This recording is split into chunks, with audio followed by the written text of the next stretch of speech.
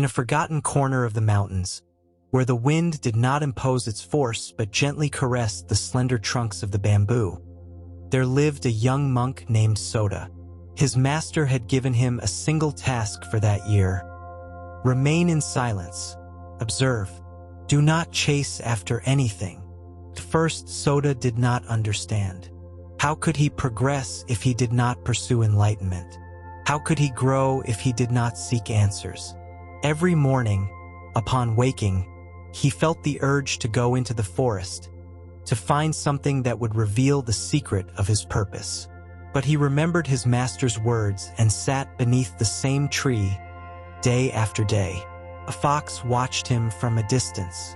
During the first weeks, it would run away whenever Soda looked at it. But over time, the fox came closer. One day, it lay down beside him, trusting. Soda had not called it, had not chased it. He had stayed in his place, calm, and life had come to him. It was then that he began to understand. One afternoon, as the leaves danced softly in the warm air, Soda saw an old man approaching with calm steps and a serene gaze. He did not ask for permission, did not greet with words. He simply sat in front of the young monk and began to prepare tea. Soda, intrigued, broke his silence. "Who are you, old man?"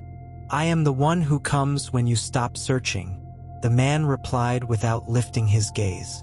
Silence fell between them again, but it was no longer empty. It was full. The aroma of the tea, the crackling of the branches, the song of a distant bird. Everything seemed to be in its place. Everything came without being called. For years I searched for answers in books, in travels, in the speeches of the wise, the old man said, but only when I sat in stillness did everything I needed come to me. Soda felt that those words were not meant to be understood, but to be allowed to fall within, like a seed that is not forced, but left to germinate. The days passed like the flow of the river, without haste, without apparent destination. Soda remained sitting under his tree, observing without longing, listening without seeking. He no longer awaited visitors or signs. He simply breathed. One morning, a young woman appeared on the path. She was carrying a broken bowl and a gaze full of questions. Seeing him in silence, she stopped. "I've heard that there is a monk here who doesn't teach, but who transforms," she said with a shy voice. Soda did not answer. He offered a simple gesture, a smile. The young woman sat beside him, saying no more. Day after day, she returned, sometimes in silence, sometimes crying, sometimes simply holding the bowl in her hands. Soda never offered her advice, never tried to fix her. He simply shared his presence. And little by little, the bowl began to fill with something invisible. Not with words, nor with solutions, but with peace. One night, under the full moon, the young woman broke the silence. "I've always chased love, recognition, peace, and everything slips through my hands like water between my fingers. But with you, everything just arrives." Soda gently turned his head toward her. His eyes shone with the clarity of someone who is not trying to convince, only to live. "When you chase," he finally said, "you tell the world that you don't have it. But when you are whole, what is true finds you." The young woman lowered her gaze, and a tear rolled down her cheek.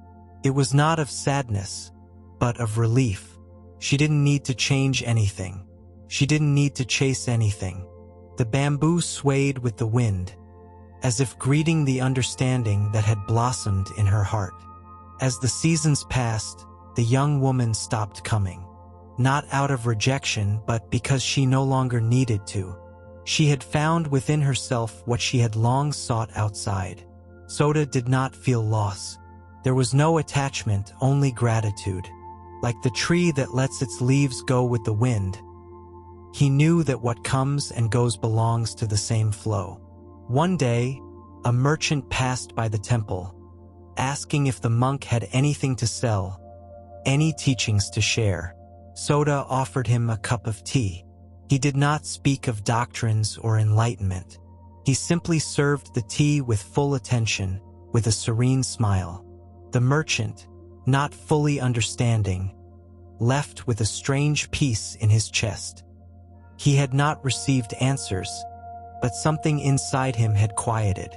Like a stone thrown into the water, Soda's silence created invisible waves that touched those who passed through his life.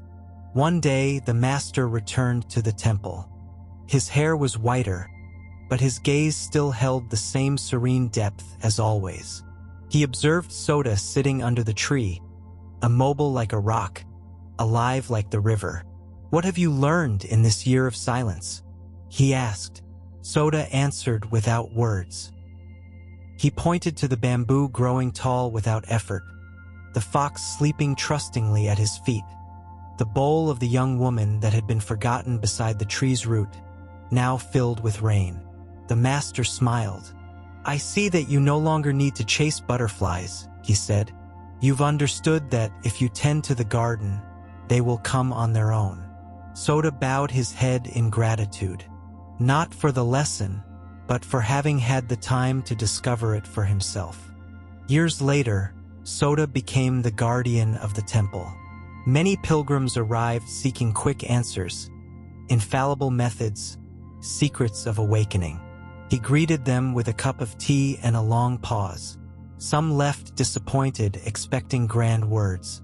Others, however, returned again and again, drawn by something they could not name. A calm that could not be taught, but could be shared. Soda never preached. He did not impose, did not correct. He was simply present. And in his presence, people began to hear the forgotten murmur of their own being. The teaching was not in what he said. It was in what he did not chase. His life had become like the bamboo, hollow inside, but firm, flexible in the face of the storm, without resistance. And for that reason, he was free. One evening, as the sky turned golden and the wind played with the dry leaves, a child approached the temple. He had mud on his feet and a withered flower in his hand. "Are you the wise one everyone talks about?" he asked innocently. Soda looked at him with sweetness and shook his head. "I'm just someone who stopped to listen," he replied. The child, satisfied, sat beside him without asking more questions. Together, they watched as the sun slid behind the mountains, in a silence full of meaning. And so, without seeking disciples, without writing treatises, without wanting to be remembered, Soda left his greatest legacy. A life so serene and present that anyone who crossed it no longer needed to seek anything else. Because what is true does not need to be chased. It only needs space to arrive.